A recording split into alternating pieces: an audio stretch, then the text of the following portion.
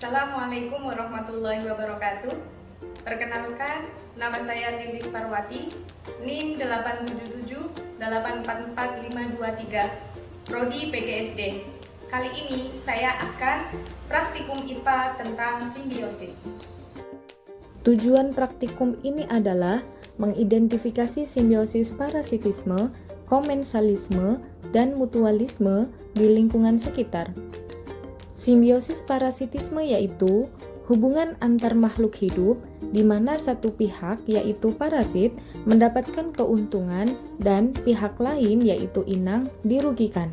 Simbiosis komensalisme yaitu interaksi antara dua organisme berbeda di mana salah satu organisme diuntungkan dan organisme yang lain tidak diuntungkan atau tidak dirugikan.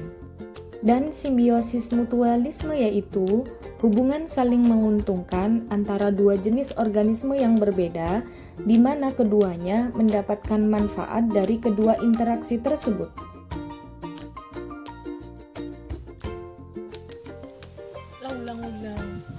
Yang selanjutnya adalah tali putri malu dan tumbuhan inang. Tali putri tidak memiliki daun dan tidak membuat makanan sendiri. Dia hidup menempel dan menyerap sari makanan pada inang. Selanjutnya yaitu kutu pada kucing. Dalam simbiosis ini, kutu diuntungkan karena mendapatkan tempat tinggal dan makanan yaitu darah kucing. Sedangkan kucing dirugikan karena mengalami gatal, iritasi, dan bahkan infeksi.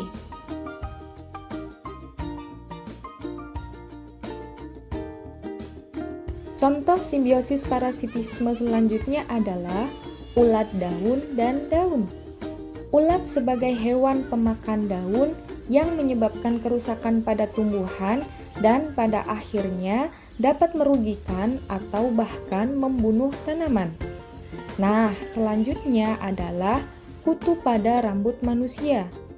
Pada simbiosis ini, kutu menjadi parasit karena mendapatkan makanan dan tempat tinggal, sedangkan manusia dirugikan karena kepala akan menjadi sangat gatal bahkan iritasi. Selanjutnya yaitu kutu daun dan daun.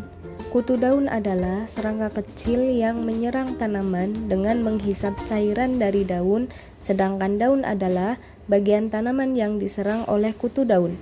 Serangan kutu daun dapat menyebabkan daun menjadi keriting, menguning, dan pertumbuhan tanaman terhambat.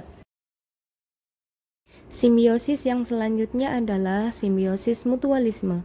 Simbiosis mutualisme yaitu hubungan saling menguntungkan antara dua jenis organisme yang berbeda, di mana keduanya mendapat manfaat dari interaksi tersebut. Contohnya adalah kupu-kupu dengan bunga dan lebah dengan bunga. Lebah atau kupu-kupu menghisap nektar yang ada di dalam bunga. Kaki serangga ini akan mengenai serbuk sari. Serbuk sari yang melekat di tongkainya itu akan jatuh di kepala putik saat hinggap di bunga lain. Ketika serbuk sari jatuh di kepala putik, maka akan terjadi penyerbukan. Dalam peristiwa ini, kedua organisme ini merasa saling menguntungkan karena lebah dan kupu-kupu mendapatkan makanan sedangkan bunga dapat berkembang baik. Yang selanjutnya adalah tumbuhan dan cacing tanah. Cacing tanah membantu melonggarkan tanah dan menyediakan nutrisi bagi tumbuhan, sementara tumbuhan menyediakan tempat tinggal dan sumber makanan bagi cacing tanah. Contoh yang lainnya adalah antara bakteri baik dan manusia. Manusia menyediakan tempat tinggal dan nutrisi bagi bakteri, sementara bakteri membantu dalam pencernaan, produksi vitamin, pengembangan sistem kekebalan tubuh, dan melindungi dari bakteri jahat. Simbiosis yang selanjutnya yaitu simbiosis komensalisme.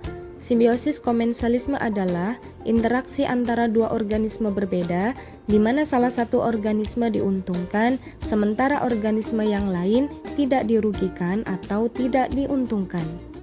Contohnya adalah tanaman sirih dan pohon. Tanaman sirih mendapatkan tempat untuk bertumbuh sedangkan pohon tidak diuntungkan atau tidak Selanjutnya adalah tumbuhan anggrek dan pohon. Anggrek mendapatkan tempat tumbuh dan sinar matahari, sedangkan pohon tidak mengalami kerugian. Contoh selanjutnya adalah bunga telang dan pohon. Bunga telang mendapatkan tempat untuk bertumbuh, sedangkan pohon tidak diuntungkan atau dirugikan. Contoh simbiosis komensalisme yang lain adalah sarang burung dan pohon. Burung membuat sarang di pohon untuk tempat tinggal, sedangkan pohon tidak mengalami keuntungan atau tidak mengalami kerugian. Demikian paparan materi dari saya. Sampai jumpa pada video selanjutnya.